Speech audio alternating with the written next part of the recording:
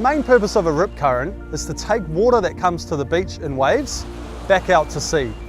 So the water comes to the beach in waves, the waves bring that water towards the shore, and then that water needs to go back out into the deep. So I've made this 3D model here, which basically shows you what it looks like underneath on the seafloor. And what we're going to do is we're going to watch a wave come in, my sand wave, and we're going to see how that interacts with the seafloor here in the rip current. So if you look up here, we've got, this would be the sand where people are sunbathing. And then as we go into the water, you can imagine water being over here.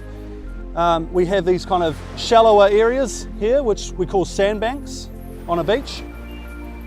And then where a rip current would be is going to be a deeper channel between those sandbars.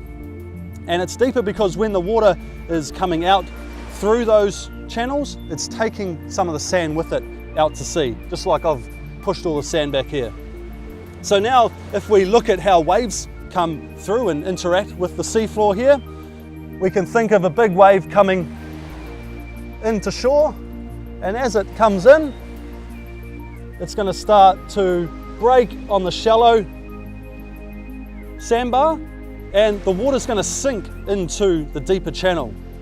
Now when you're looking for rip currents, what that's going to look like to us is we're going to see breaking waves on the sandbar and on this sandbar, and we're going to see the wave still formed, still green, where it's dropped, where all that water from that wave is dropped into the channel there. So if we keep moving that wave along, you'll see the wave height on the sandbars is still high, and the wave height where the rip is a lot lower and may not have even broken because the water is so deep there.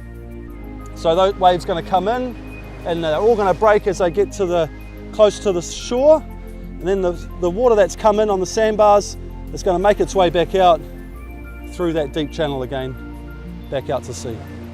And that's how it works. Rip currents are notoriously hard to spot. In different types of water and different conditions, rough or quiet, they act differently. In different surf size, different wave size, they act differently. And in different beaches and beach types, they act differently as well. So looking for a rip is very, very difficult. There are a few little things that we can do to try and find a rip current to get an understanding of where they might be on a beach. We can look for deeper, darker, greener water, and that's going to show us where the water is deeper, because if the waves aren't breaking there, if the water's deeper, it's likely to be darker. Another way to look for rip currents is to look for breaking waves and the gap in breaking waves. So if you watch a wave come towards the beach, and you can see it breaking on the left and the right, but you can see the wave still fully formed or fully green in the middle between those two breaking parts of the wave, then that is likely to be deeper water and likely to be a rip current.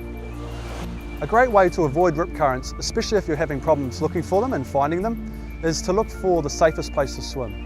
And the safest place to swim on a beach is going to be where the waves are breaking the most consistently.